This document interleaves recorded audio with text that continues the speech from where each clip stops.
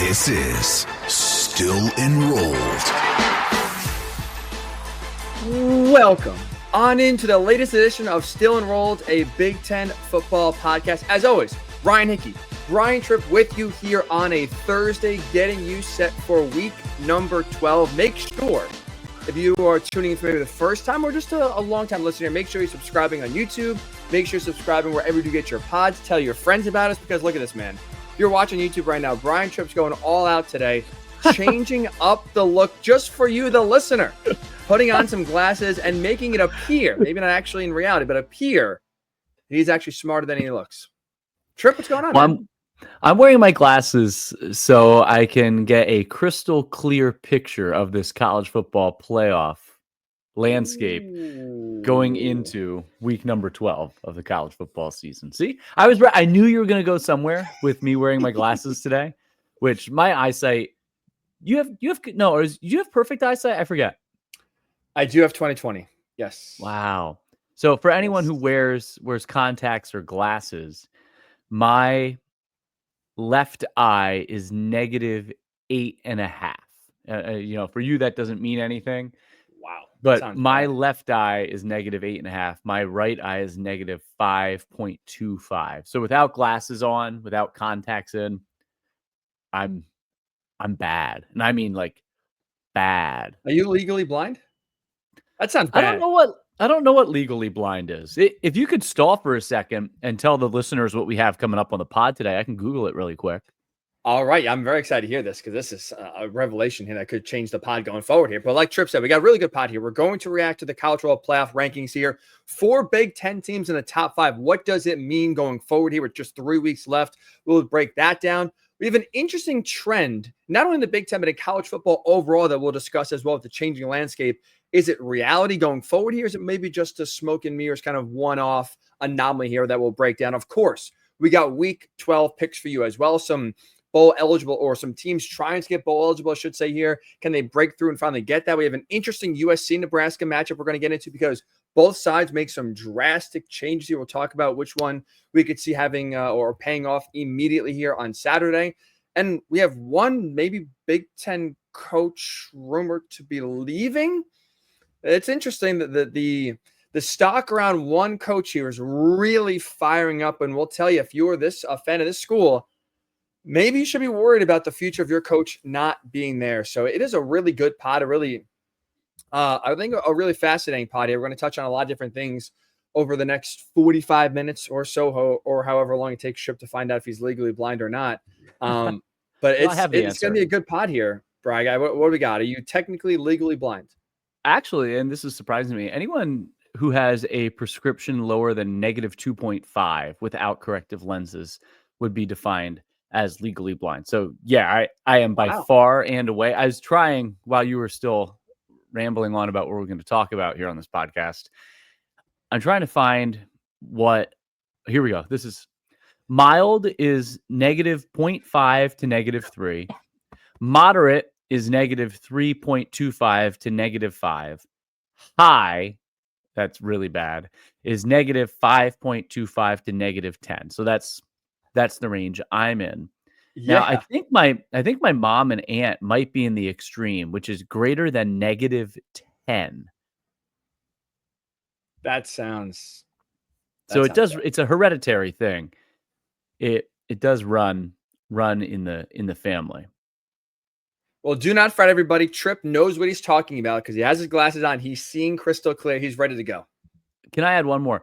Sure. For a -8 prescription, it means that you start to see objects blurry at 5 inches away.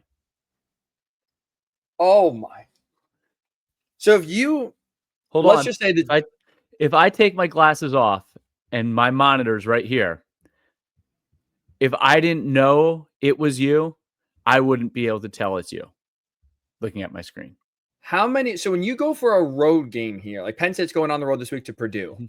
Yep. And you really can't do your job, right? If you can't see, do you pack like 10 pairs of contacts and like 3 glasses to make sure, like, hey, if I forget one thing, I'm still good here with 5 backups? That's insane. No, I always bring contacts, and mine are monthly, but I always bring a second pair just in case something would happen. And then I always have my glasses because I put my glasses on at night and in the morning. And, sometimes I'll wear them during the course of the day so my eyes don't get dried out. So we have legally blind Tripp over here giving us some college football insight here, just what you, the listener, I think, want and deserve. Enough about my eyesight. Let's dive into the playoff rankings. Big Ten this week with 4 of the top 5 teams. Oregon, no surprise, number 1. Ohio State, number 2. Texas from the SEC is 3. Penn State 4, Indiana 5. By now, everyone's kind of digested what those rankings are when they came out on Tuesday night. But all of the hoopla, everything I'm reading on social media now is about how Penn State and Indiana, they've become the enemies of a nation this week. They don't belong. That the national media's put out this narrative about these programs specifically based on their resume and their rankings. Look, you can nitpick with any team and you could look at any stat to make the argument how you want that argument to fit your narrative that you're trying to spin. Ryan, when I look at this, I don't think it's fair criticism of Penn State. I don't think it's fair criticism of Indiana. And it comes back to what is the committee? And we're still learning this. And just because this is what happens on November 12th, I'm still not 100% sure that's what it's going to be when we get to Selection Sunday for the college football playoffs after the conference championship games. I'm still unsure that ultimately, when push comes to shove, that these rankings, it gives us an indication, but is that truly what it's going to be when we have a full resume for each of the teams that are up for nomination, that are in consideration for a college football playoff? But ultimately, you can spin your argument. And again, the argument has been that Penn State and Indiana don't belong. You look at their strength of schedule, who have they beaten? But you truly could nitpick. And you can find a number or a stat, something to benefit any argument that you're trying to make. And I want to debunk some of that in a moment, but I feel like you and I are on the same page, at least there, with the overall feelings towards that national narrative that's being spun this week. It's frustrating because, like you said, it's so easy to cherry pick. And like Penn State has been really the team that everyone's had their eye on this week. And you know what, Tripp? At number 4, can I truly justify their ranking right now based on the resume? I can't, because you look at it, they lost at home by a touchdown to Ohio State. Other than that, their best win is Illinois right now at 6-3 unranked. USC right now is 4 wins. Like, you look at West Virginia, like Penn State does not have a top 25 victory. They don't have like an impressive win, quote unquote. So it's like, I can't, like, can I sit here and tell you that resume is worth being the 4th best team in the country? I can't. But you know what? What bothers me, Tripp, is that, how about Texas? Why is nobody talking about Texas? You look at Texas's resume, it's worse than Penn State's. They, like the Nittany Lions, 0 top 25 victories on their resume. Look at strength of schedule. Right now, Penn State has the 32nd ranked strength of schedule. Texas's strength of schedule is only down at 56, 24 spots lower. And their loss, if you want to look at that, right? Both lost at home to teams right now in the top 12. Well, Penn State's loss right now is to number 2 team in the rankings by a touchdown. Texas's loss was by 2 touchdowns to a team that's number 12. And even in that game, Tripp, the score ended 30-15. It was not close. They benched 2 quarterbacks. Texas did. They were from Quinn Ewers to Arch back to Quinn. Like, they were a mess. So if you want to come after Penn State, again, I can't really sit here and defend their resume. I can't. But what I can do is say, okay, you want to come after Penn State, that's fine. We'll keep that same energy for Texas and a few other teams in the top 10, because if you really want to pick on the resumes, there are not many resumes right now that are actually worthy of being top 10 teams. Well, I think it depends on what you define as a resume. And in a 12-game season, finding the ability, I don't care who you're playing, what we're seeing is how hard it is to win week in and week out in college football. And I do give Georgia a lot of respect. They have the number 3 strength of record. And everyone, we keep throwing around that term. ESPN's using that term, a part of their metrics. What does that actually mean? Let me read you the definition of strength of record.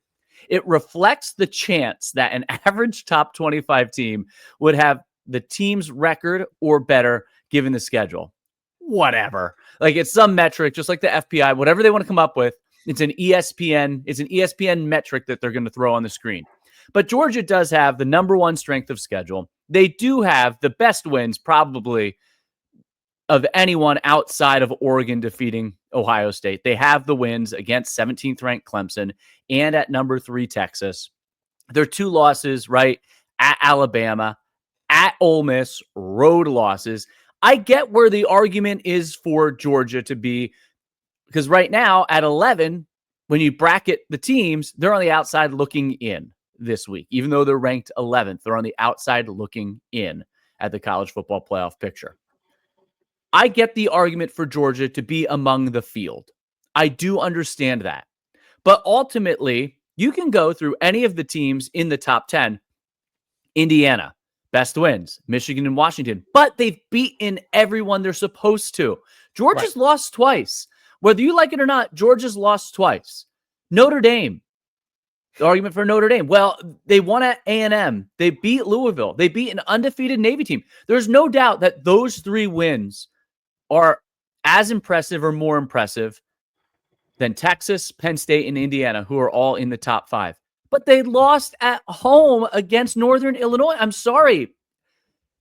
Winning every week is imperative to get to where you're at. Tennessee, yeah, they beat Alabama, but they narrowly beat Florida in overtime at home. Their average margin of victory in the SEC is 10 points, and they lost at not a good Arkansas team. Nope. So, you know what? That is part of their, as much as I want to give credit to teams for quality wins, as does the committee. When you have a bad loss, it's really hard for me to overlook that when you recognize, and we discuss the challenge of winning in college football week in and week out. Does a team deserve a pass for one bad week? That ultimately is the discussion here. How much of a pass are you willing to give a team that has proven it can contend and beat top teams for one bad week? And that remains to be seen. And so far, the committee has said, no, we're not giving you a pass because you only get 12 chances to play, and you have to take care of business in those 12 chances. And, everyone coming at Penn State, they lost the game. Ultimately, you have to win the game. But it was back and forth against Ohio State. Texas got boat raced by Georgia. The game wasn't close. Mm-hmm. Yep. And without an overturned call, which was the right call because bottles were thrown, 30-15, it's probably not really a 30-15. That game did not feel like a 30-15 game. It didn't. Nope. So you ask why? Well, why is Texas there? Because right now there's this narrative. Well, the SEC strength. I don't disagree that the top 8 teams in the SEC are better than the top 8 teams as a combined unit than the top 8 teams in the Big Ten this year. I think South Carolina has proven. I think those teams, A&M, LSU, those teams are better. I think from the eye test, at least I believe those teams are better from the eye test. From watching them compared to a Minnesota and Illinois, a one-dimensional Michigan team. But USC, if you only get 12 weeks, USC demolished LSU. Yeah. I think one thing the committee is rewarding so far, Tripp, that I think is the right thing is consistency. Because you are seeing, right, like outside of Oregon's resume and Ohio State's resume, right? If you want to look at the other 2 teams in the top 5 here in Penn State and Indiana, we just talked about it. The resume is not strong. But what they have been, for the most part, has been consistent this year, especially Indiana, right? They've blown everybody out except Michigan. And you're seeing, even with these other SEC teams that do have 1 or 2 losses, even beyond those, right? We saw Alabama survive against South Carolina. We saw Georgia win by 1 point against Kentucky, who stinks. Like, it's not just like, oh, Georgia only lost to 2 teams in the top 12 and they've been dominant otherwise. That's not been the case. At Tennessee, you highlighted as well with a few like a lot of the teams around the country. BYU just got a miracle in order to beat Utah on the road last Saturday. Like, a lot of teams have had close calls, have had slip-ups, have played bad against poor competition.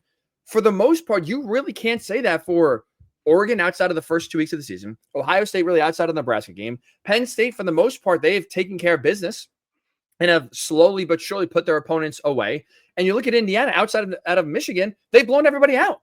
And so if you're saying, and to your point, you can only play who's on your schedule, and you are consistently dominating those teams, you deserve credit for that. And I give the committee credit for rewarding consistency here and saying, you know what? yeah, maybe the resumes aren't great, but what they are every single week is consistent. And unlike SEC teams behind them, the Big Ten has been a machine, and the SEC teams kind of each and every week are kind of fluctuating. It will be interesting as this plays out and as the postseason plays out for future polls, for future seasons. Will the success of, let's say, right now, the matchups would be Boise State at Ohio State, Ole Miss at Penn State, Alabama at Indiana, Tennessee hosting Notre Dame. Well, in that first round, if two of those three SEC teams win, if Ole Miss can go on the road and win in Happy Valley, if Alabama can go on the road and win in Bloomington, will there be credence the following year if the Big Ten teams take care of business, right? Will there be any carryover from year to year in how they evaluate the strength of these major conferences? That I think is also something to consider, more of a long-term outlook. Right. But it's something I've thought about when looking at this thing too. We don't know, right? Especially in the 12-team format, we don't know until we actually see it. Like you said, probably you need 5 years worth of data to actually get an answer. But the real answer should be no, because every year is different. If Alabama beats Indiana this year, let's just say in Bloomington, does that mean that if these two teams run it back next year, that Alabama will win again? No, like these teams change. That's the frustrating thing, is just like it truly is a year by year sport where preconceived notions don't matter. And so, I mean, the committee's human. And look, you look at some of the rankings, I can't sit here and say I trust them fully or understand their logic or say that their logic is correct. So I hope that they are smart enough to realize, well, what happened last year is irrelevant because 5 of the players on that team that helped contribute to the win are no longer there, or the coaching change, or whatever, or the other team that lost actually just got better. I hope they realize things change in a year-to-year basis. But again, you look at the committee and some of the explanations they have so far of why certain teams are ranked here and others there, it doesn't make sense. And I can't sit here and say I trust them to actually use real logic when it comes to ranking some of these teams. When you look at it, though, do you feel like as of November 12th, they have the best 12 teams in the country, albeit a couple of bids stolen by a group of 5 champ and the 2 ACC and Big 12 champs? Do you feel like they have the best 12 teams in the country in that playoff? Right now, I do. Obviously, with 3 games still to go in the conference championship, things can change. But I think right now, if the season ended, cut it off, I would say yes. I don't think there's any gripe. Georgia's being left out. Well, again, it's not just the 2 losses, but it's also play more consistently. Other than that, I think if you're the committee here, you've gotten the 12 teams correct. We could discuss the order, but I think for the most part, the 12 teams in are the 12 teams that should be in. You have any grumblings? I think Georgia does have a real argument based on who their losses have been to, where they have taken place, and the quality of their wins as well. I think Georgia has an argument, but ultimately, just as when you had a 4-team playoff, when you go to a 12-team playoff, teams are going to be left out. And you have to split hairs. I think ultimately Georgia gets in, and I think they will play their way in this week, playing at home against Tennessee. There are only 3 games left on the college football schedule outside of conference championship games because we're so late in the year. What you see, if teams win games that they are decidedly favored in, what you see this week really is kind of getting close to what you might get, because it's college football. It's unpredictable. I get that. But if the favored teams went out, there's only 3 games in which a team that was in contention or in the field plays another team that's in contention or in the field. Tennessee at Georgia this week in the SEC. In the Big Ten, Indiana at Ohio State next week, and Texas at Texas A&M. A&M's on the outside looking in, but a game that has significant playoff implications. That is really it the rest of the way this season. And for me, that means the Big Ten, the road to a national championship, it goes through the Big Ten. I give you a lot of credit, Tripp. You pointed this out on Monday. The rankings reflect that. I think you're absolutely right. If we are talking about, I think if Indiana wins next week, I feel very confident saying you're going to have 3 Big Ten teams hosting playoff games. Because I think at worst, you'll see Indiana and Ohio State just flip-flop spots here. And if it's the Hoosiers in Indy at 12-0 and they lose to Oregon, they're not moving, I would say, lower than 5, maybe 6. I don't see Ohio State dropping down that drastically if they're at 2 and they lose to the number 5 team in the country.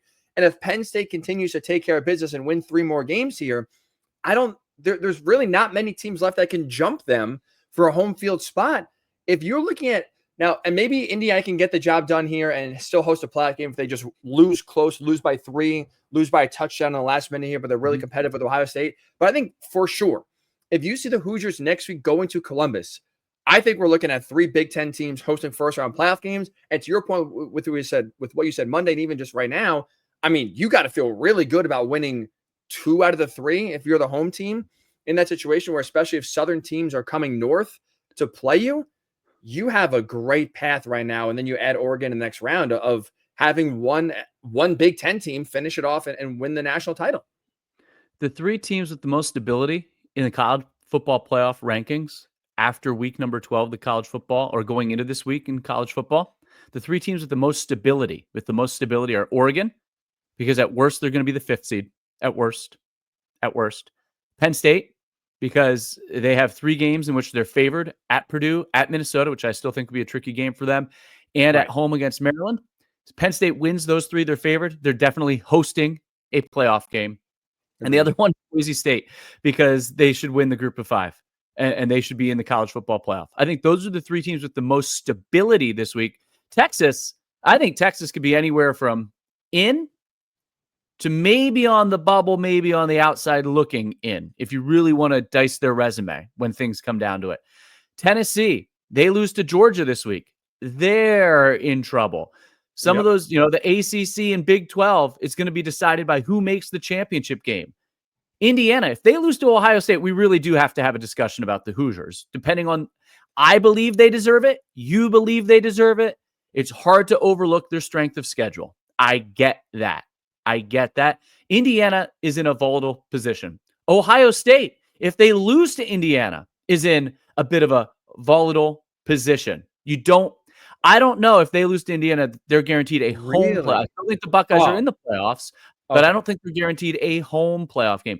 But the most stability, where you can really look at right now, you feel pretty good. And like Penn State, you saw this go wild yesterday on social media, sent out their home playoff game ticket invoices.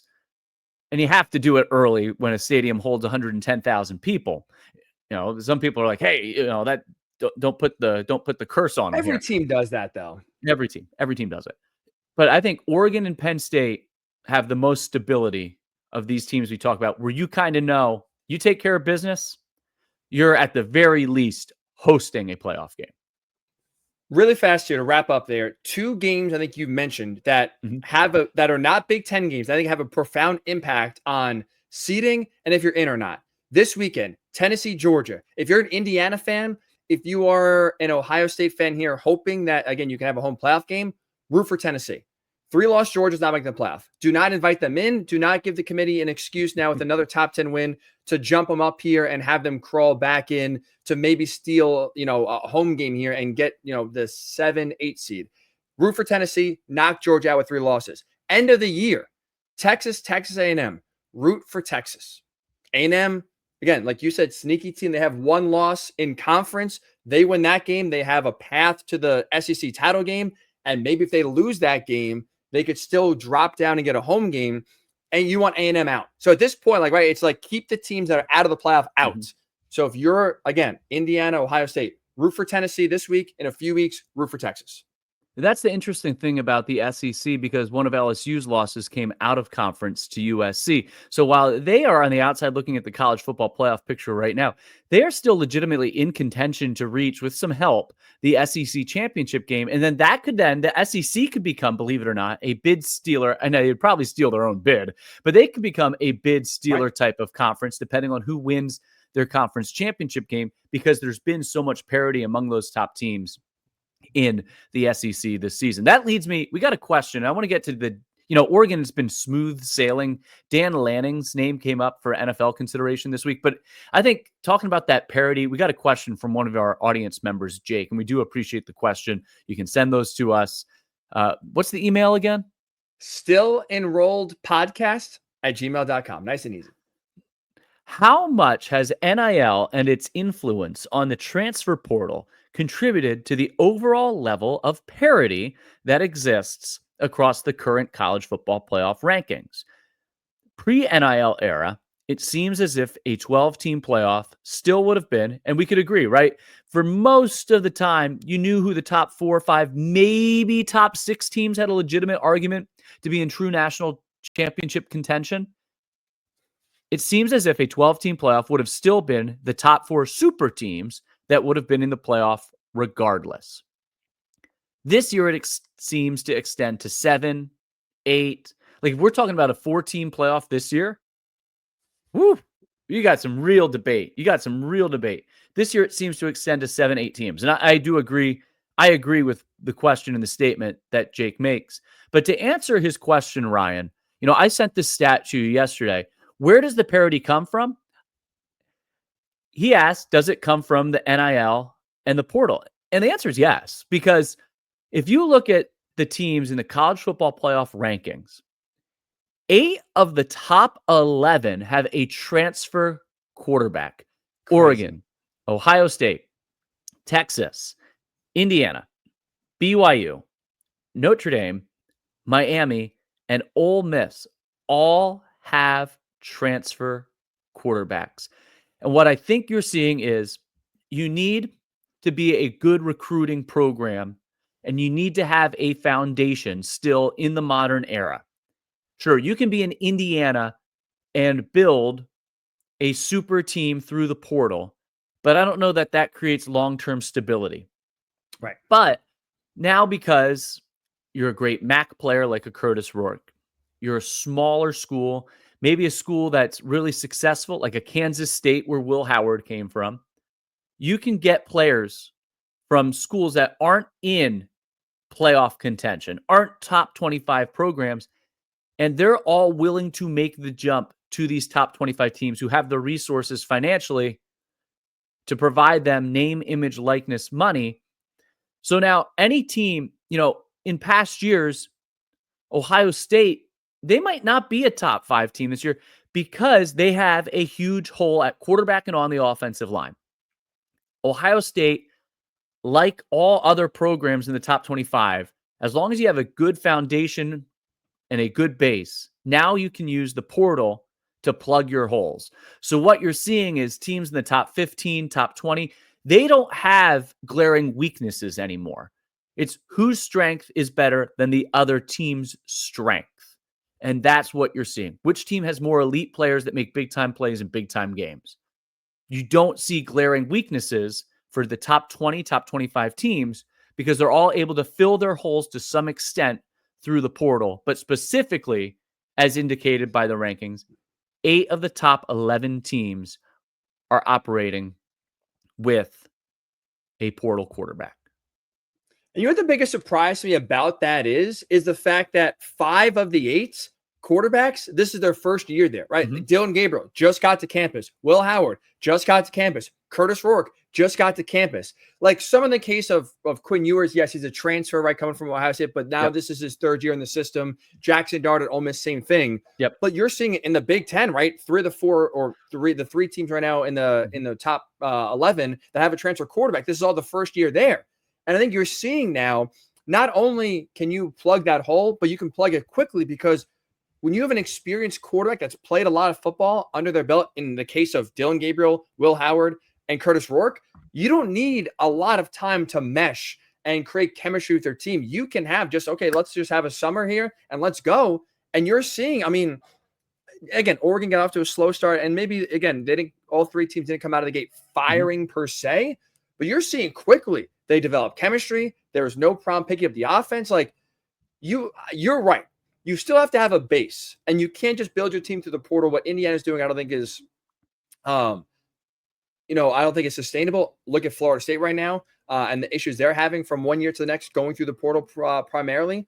But this is showing you, if you have a good base and you find the right guy in the portal, you can turn it around immediately, which now not only makes the teams at the top more competitive, but part of what Jake was talking about with parity is the reason why it's kind of open is because there's a lot of teams not in the top 25 that are upsetting teams.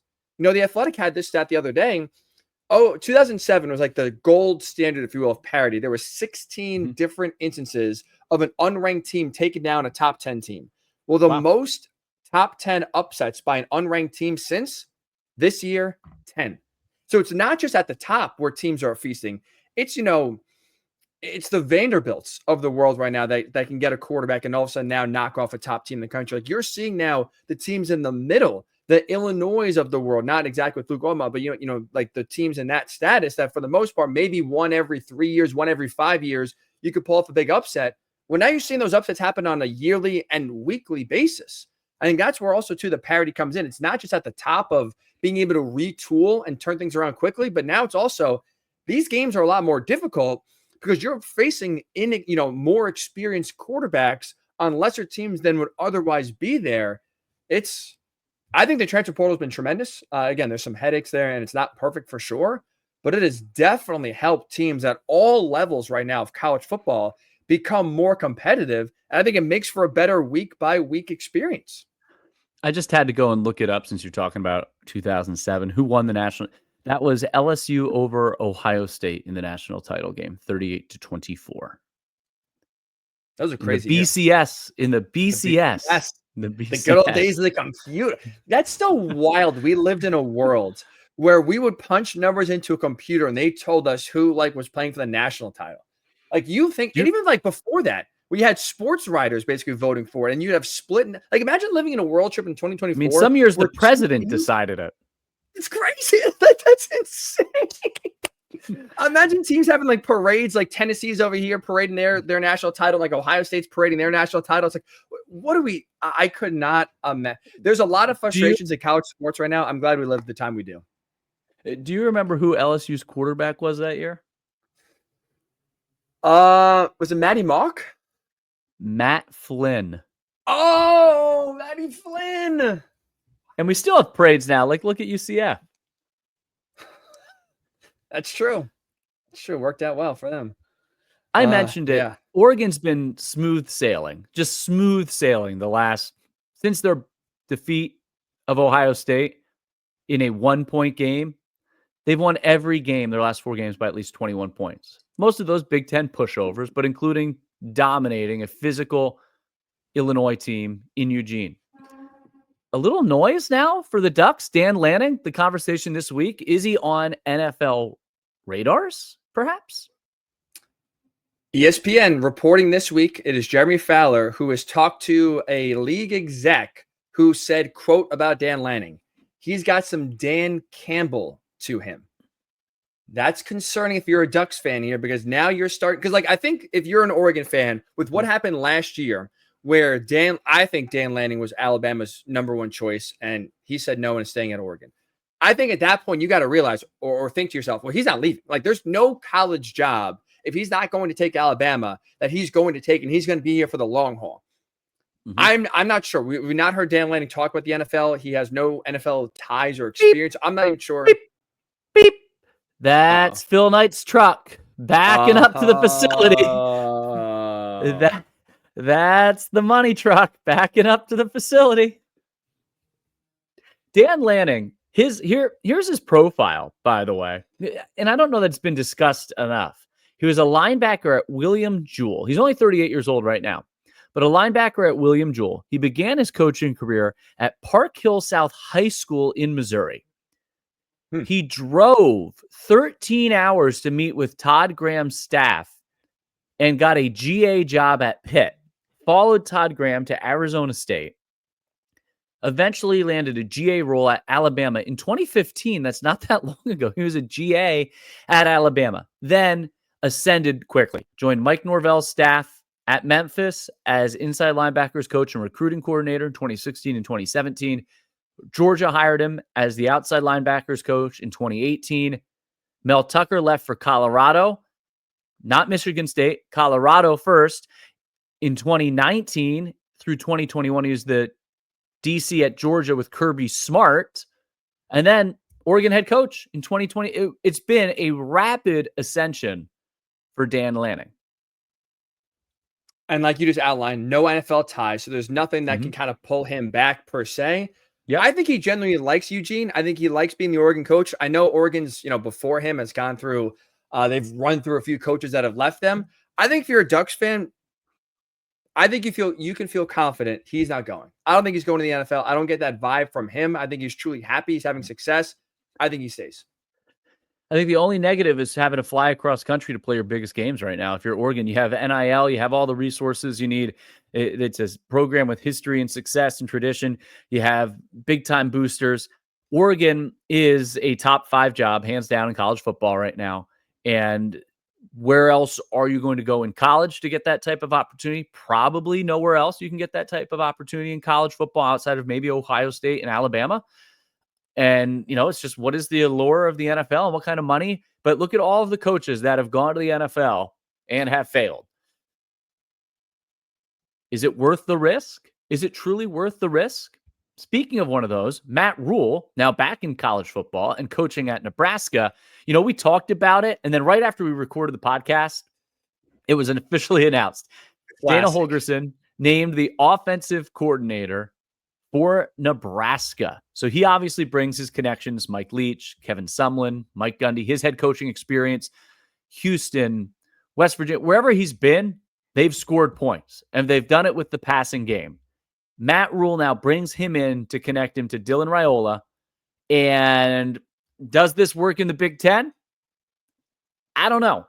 But I think it's a jolt of life Nebraska desperately needed with all of the criticism for what they've done offensively and kind of have trended backwards as the schedule's gotten tougher this year. You said the word desperate, and that's why I want to give Matt Rule credit here, because this offense really after September has fallen off a cliff, and as the competition's gotten better, they've gotten worse offensively. And I want to give Matt Rule credit because he's not waiting around and saying, we'll see if things can change. We'll wait till the offseason. Maybe we hopefully can get a bowl, and then we'll reassess. He's realizing right now, the offense is broken. You heard him say in his press conference, I tried to fix it. I couldn't do it. So now I try to basically call someone who I think can fix it. I think his level of urgency is correct here. It's unique, right? We've never seen, for the most part here, a team hire a guy calling the plays off the street 2 weeks ago to come in here and now all of a sudden be your primary play caller and offensive coordinator. But I think for Matt Rule, I think he deserves credit here because he's not waiting around, not sitting on his laurels. And I think he's also showing Dylan Raiola, who now in this time of the transfer portal, right? I'm sure he's getting calls. I'm sure other teams are saying, hey, look what Nebraska's doing to you. Come here. We'll make it better for you. He's showing an urgency of, I'm taking this seriously. I'm making sure you are in the best position to succeed. Right now with Marcus Satterfield, that's not the case. And I'm going to fix it immediately. We'll see what the dividends are in terms of this week and the final stretch of the season. Matt Rule did say one thing, Tripp, that I think can truly translate because you're not changing the playbook at this point. I know you had a bye week, but in 2 weeks, you're not changing the offense. Great point. Yep. But I think what can change immediately starting Saturday, and Matt Rule said this, is aggressiveness. And I think when you look at going forward on 4th down, but really even just taking more deep shots, opening up the offense here, pushing the ball down the field. You look at Dylan Raiola's average yards per pass attempt, it is just 7.06. That's 83rd in the country, Tripp. I think you're going to see in the short term here more balls down the field, if anything, with this offense to try to open it up between now and the end of the season. And then I think we'll see obviously a change in the philosophy offensively once you get to the offseason. And the ironic thing, and we'll get to all of our game picks in a moment, but we'll start with this game. Nebraska 5-4, 2-4 at USC, 4-5, 2-5, 4 p.m. Eastern on Fox on Saturday. Is USC, they're saying the same thing about USC and can Jayden Maiava, who comes in and takes over at quarterback. He's got that big arm. He's got the legs. Like, is that what he's going to add for USC in a game both of these teams need to get to bowl? Hard to believe the way they started to get to bowl eligibility. And, teammates have discussed. Now we've got a quarterback with a big time arm. Will Lincoln Riley unlock those really talented receivers they have? If they can stretch the field and complement Woody Marks and Quentin Joyner, and then use Maiava in the running game as well, I think this has a chance to unlock further USC's offense. Not that USC's offense has really been the problem, but they have failed them in late game situations, and Lincoln Riley has failed his team in late game situations. But is this the spark? Is this a spark USC needs? And I think it is. I like USC in this game, playing at home. I think they get enough of a spark. I think they're the more talented team. Maybe this is, for me, is, brand bias here, but I still believe in USC enough to win this game because I think they'll be able to outscore Nebraska. And I think Maiava is the spark that they need. What he did, remember, he wasn't the starter at UNLV, was not the starter, won the job, was electric, originally committed to Georgia, flipped 2 days later to USC. And anytime this guy has gotten the chance, limited opportunities so far, he's made the most of it. I don't see why it's any different in this opportunity that he's earned at USC. One thing I'm looking for here, and I agree, USC's offense is not the problem. I think it is honestly play calling and Lincoln Riley's execution late in the game, which is why I think if now you bring in Jayden Maiava, who is a dual threat quarterback, I think they have to get back to the run. You have some really good talented receivers. And like you said, Maiava's arm is strong and he can push the ball down the field. But you look at USC this year, they are 13th in the country in terms of most pass attempts on the season. But you look at how they run the ball really well. Tripp, they're averaging 5.3 yards per carry on the season. Run the ball more. Now you can have, more zone reads because Miller Moss wasn't exactly fleet of foot. You're not running zone reads with him. But now you can do that. But a good Nebraska run defense. You're very right about Nebraska run defense. You are very right about that. USC has proven the ability to run it. That's what I'm looking for. I'm with you. I think USC wins. You look at the spread, though, 9. I think it's a close game. I think Nebraska does get a bump here from Dana Holgorsen. I think they do connect on a few deep passes here. I like USC 31-27, higher scoring game. I think both offenses do have success. I think USC pulls it off at home, but also Tripp, outside of just, I think, a little bit of an increase in Nebraska's offense, I can't sit here and tell you, as a 9-point favorite, USC is going to close the door in the fourth quarter here with a lead and not make this interesting. They definitely will. I like USC by a score of 26-18. So they don't cover the 9, but I do like USC playing at home. I just want to get in your brain really fast. How do you get a 26-18 score prediction? That's we're talking 2-point conversions, missed 2-point convert. Like, how do you get there? Have you seen these two teams play this year? It's anything but ordinary. You're right about that's fair. I guess you're right. Maybe I went too bland here with a classic, 31-27 score here. You know what? You got to get weird in that Give that me game. a little right scoregami. Speaking of weird, how about Friday night here, Tripp? This is a good one. We got up in Washington. UCLA, watch out. Winners of 3 in a row here. 4-5 on the season, going to Washington, who is 5-5, coming off the whiteout loss to Penn State last week. 9:00 Eastern, 6:00 local kick here in Seattle. Washington, Tripp, in true home games, 5-0 this year. Does that move to 6-0 this season? Man, it's hard to pick against them with how well they've played at home. But I love the way UCLA is playing right now. And I saw you racking your brain. You could see the smoke coming out of your ears trying to figure out, wait, Washington, new Big Ten team. What's that? What city do they play in? Oh, Seattle. I got it. I like UCLA in this game. I think Ethan Garbers isn't turning the ball over. I think they've established some physicality to their offense. I like them. I'm going with the hot team instead of the team that's good at home. I'm going with UCLA. Washington, I forgot to mention, is the 5-point favorite here, but I like the upset trade. I like UCLA in part because now you're starting to see Washington's defense here in the last few games really start to come leaky a little bit. They're allowing 32 points per game in the last 4 games. In the last 2 games against USC and Penn State, they've allowed over 400 yards of total offense. They're starting on defense to have some cracks exposed. And right now, I'm with you. UCLA is a hot team. Ethan Garbers is not turning the ball over. Minus the first half against Iowa last week, but rebounded nicely. 9 total touchdowns, 2 picks the last 3 games. He's playing really well. I'm with you. 5-0 record at home be damned. UCLA outright on the road here Friday night. Give me the Bruins. We are in agreement, which means Huskies are winning. I think we're going to be in agreement here, Tripp. Saturday, high noon, 12 Eastern, BTN. Number 2, Ohio State, taking on Northwestern. This game is at Wrigley Field, so nice little backdrop there. The Buckeyes, let me just get this up here, are 28.5-point favorites. Can Northwestern keep this game within 4 touchdowns? Nope. And for Ohio State, hey, you didn't want Fox Big Noon. You got 11 a.m. Central, Big Ten. Their last 6 games. Yeah. They got what they wanted. No Big Noon. The 2 topics this week in college football are the playoff rankings and Fox Big Noon, because Joel Klatt went full company line in a social media rant this week. Look, it's what Kevin Warren decided. And here's why you feel for the Ohio States and Penn States this year. Because Michigan State, Iowa, they're all down. Nebraska didn't have the year that people expected. Indiana's been on Big Noon a couple of times.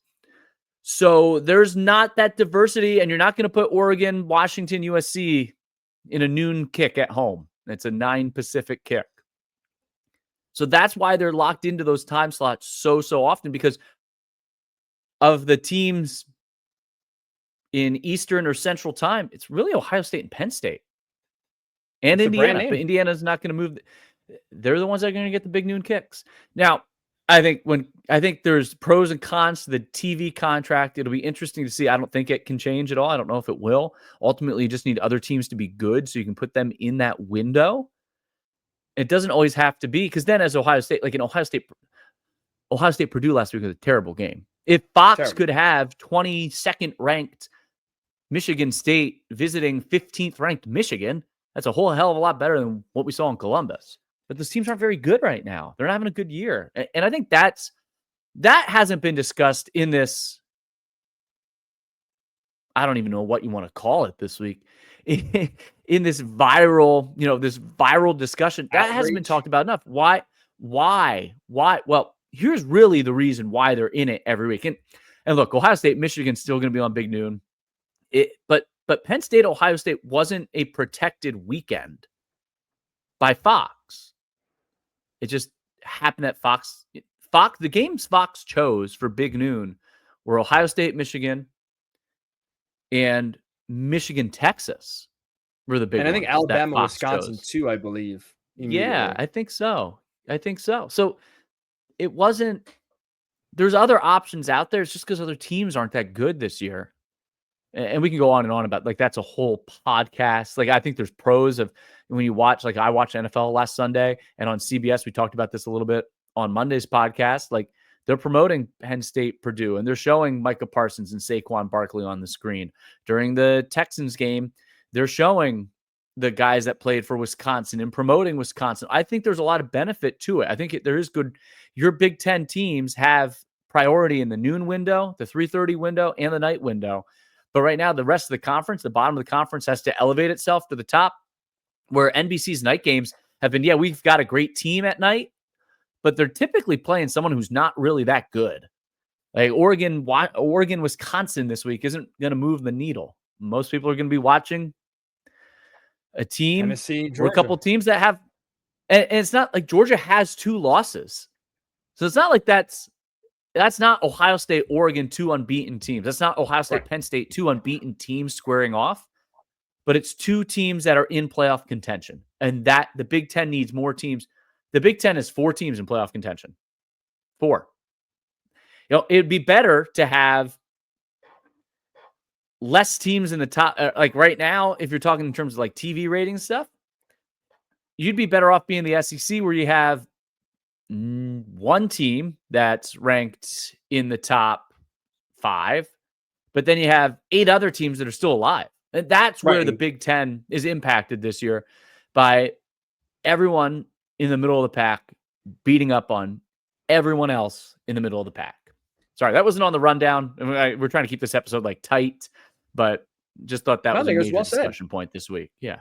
To go back to what we talked about here, Ohio State, Northwestern. One thing I do want to mention, I think that's kind of real. Okay. Mm-hmm.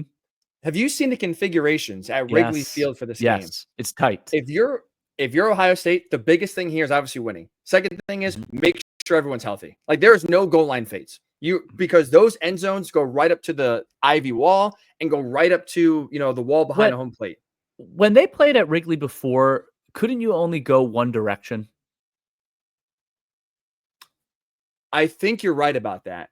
I think you're right. And they also had one sideline as well that they now got rid of, and you have two sidelines, although it looks like Ohio State's sideline can be very cramped by the first base dugout.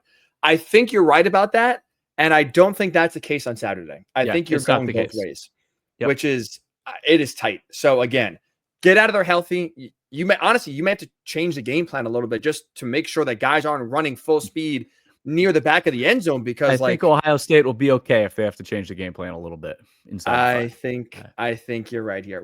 This is an interesting game here, Tripp. I think it's fun. Maybe not nationally, but I think in the Big Ten, this is a good one here. Michigan State, 4-5 on the season. They're scrappy. Taking on Illinois, who's been 6-3 so far this season. Weird start time. 2:30 Eastern on Fox Sports 1. That's a rare one you get for college football. It is Illinois senior day here. 6-3, the Illini. They lost some steam after a hot start here, Tripp. They get back on track, or does Sparty get them? I think this is a good matchup for them at home because I think they'll use their RPO pass game well in this. Part of the reason they've lost some steam is they've had injuries on defense. Now, linebacker Dylan Rosiak, their top tackler, he suffered a broken leg against Minnesota. He's out. Miles Scott's out for the first half because of targeting. Illinois has gotten banged up a little bit, but I like this matchup for them passing against Michigan State. Michigan State has lost 2 straight, has lost 5 of 6 actually, but is coming off bye. I still like Illinois in a close one at home. And you mentioned a game that might not really move the needle nationally. I think we got a couple of those this week in the Big Ten. You know, obviously, the Washington game we discussed, the USC game that we discussed, and this one where if you're a fan of the Big Ten, you're a fan of the podcast, there's some intrigue for different reasons about these games. Illinois is a 2.5-point favorite at home. Vegas says this is going to be close. I agree. What gets me concerned here for the Illini is the fact that they're facing another top defense. Top is maybe a little relative, maybe a little bit of a stretch here. Michigan State's like 38th. So if you want to look at it, the top 40 defense they've played, this is now the 6th top 40 defense Illinois has played. Their offense has really struggled. They're only averaging 17 points per game in those games. They're 2-3. So when their offense has really struggled, they have a hard time to win. I think Illinois does win this game here. I think they barely cover. I think it's a 3-point game, 24-21. I think they get out of Dodge and win their 7th game. But Michigan State, I think, pushes them big time here. That's a tough team. That's a scrappy team. Jonathan Smith, I think, in year number 1 has done a really good job so far this season at bringing some belief and bringing some competitiveness. I think that continues on Saturday, but I think the Illini do find a way at home to get it done here. Win a close game.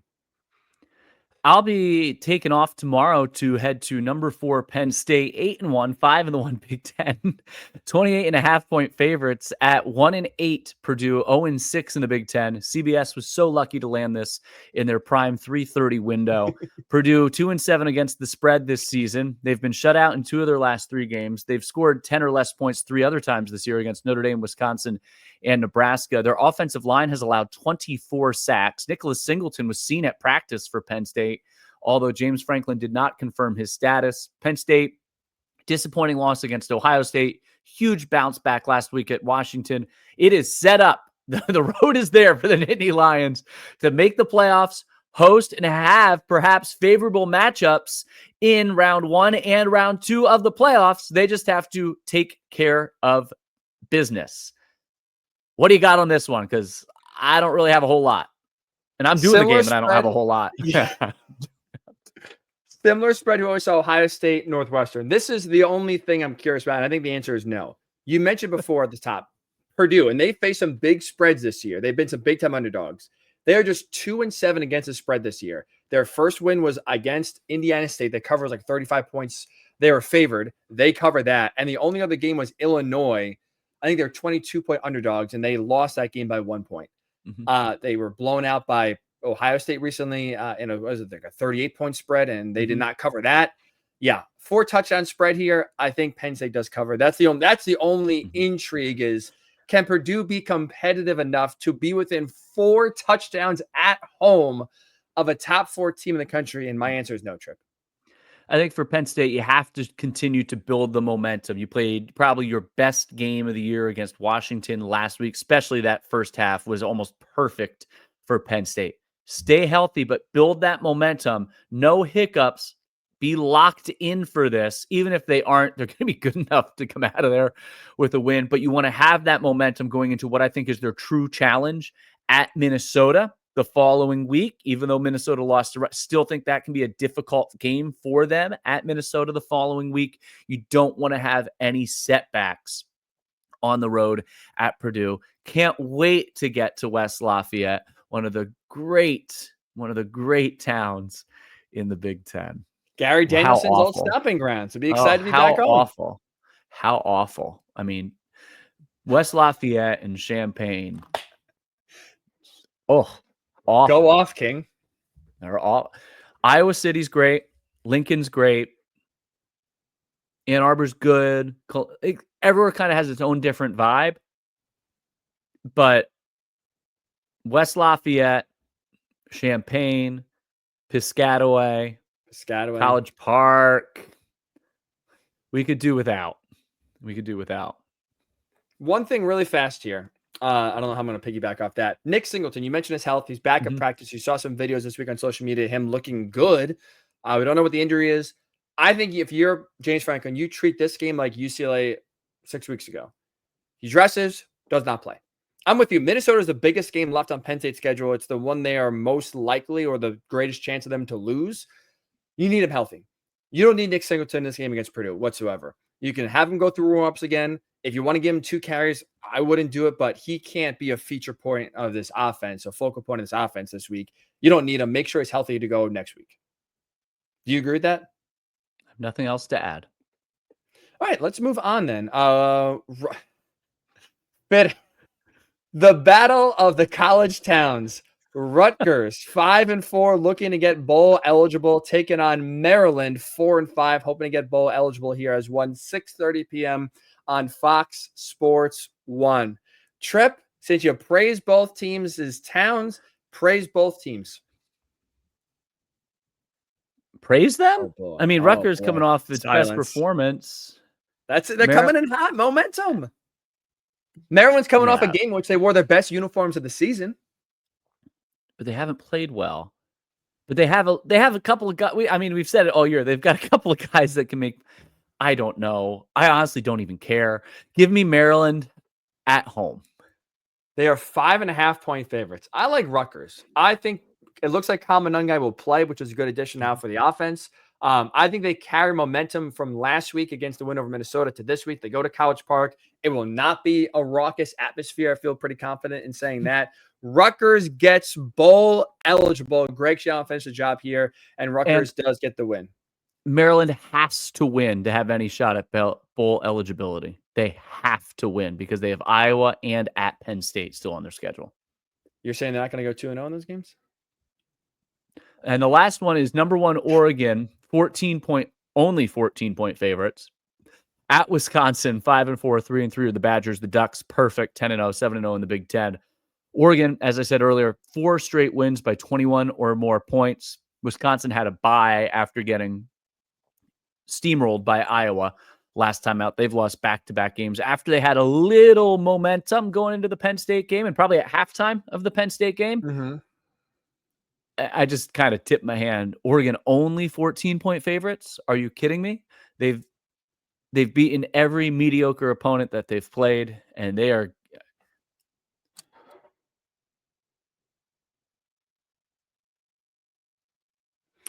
I agree. I think they're gonna win big here. You know what's disappointing about Wisconsin is that you talked about this when you were there on the sideline a month ago now. That crowd doesn't believe. And I think I would be maybe a little bit more interested in this game if you say, okay, it's going to be a raucous crowd, good atmosphere. The team can feed off that, maybe get off to a good start here, and all of a sudden you can get some momentum building. I mean, they were winning Tripp at halftime against Penn State. Drew Aller does not come out for the second half. You have to believe every reason right there is we could win this game. We could take down a top 10 opponent. And there was no belief in that stadium, no juice whatsoever. I think in part, slight impact as to why eventually Wisconsin lost the game. And now to give the number 1 team rolling into your stadium, beating the hell out of everybody, like you just mentioned, there is you talk about this could be a 30-point win here for Oregon. I think this could be a bloodbath. The fans have quit, and I think it also impacts the team as well and how they play. They feel like they've quit a little bit. I'm not sure if I was able to finish my statement there because I threw my pen down and disconnected my microphone, so we had a bit of a technical issue. after I said that Oregon would dominate the game, I said that the Wisconsin fans will be back on State Street by halftime. So, yeah, I agree with you. It's not going to look good. That was a good podcast. I enjoyed it. That was fun. Today.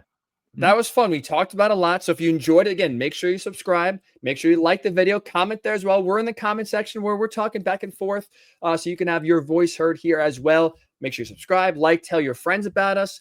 It's been fun here. And Tripp, like we outlined at the beginning of the pod, we have a lot of fun here to go. Indiana, Ohio State next week is going to be a good one here. Mm-hmm. The playoff rank, the regular season coming down the home stretch, a lot of impactful games for seeding, for playoff viability. We're going to have some good pods the next few weeks, Tripp, because we're going to have some good games and some real big intrigue here over the next few weeks as well. College football is delivered. This has been a great season so far in the Big Ten, but I think just overall in college football, it's delivered in the first year of the 12-team playoff, and I think it will continue to deliver moving forward. Maybe our guests will text us back next week. Damn. We're not A-list podcasters yet, as you can see. You've gotten ghosted. I've gotten ghosted. Maybe one day we'll get some guests to text us back. We just have to know the right people. And I guess we're not there yet. We're B-listers right now. No. No. It's coming, and we're too good for them. From the man who wears the glasses, for Brian Tripp's glasses, for Brian Tripp, I'm Ryan Hickey. Thank you for tuning in. Enjoy the games this week, and we'll talk to you Monday right here on the Still Enrolled podcast.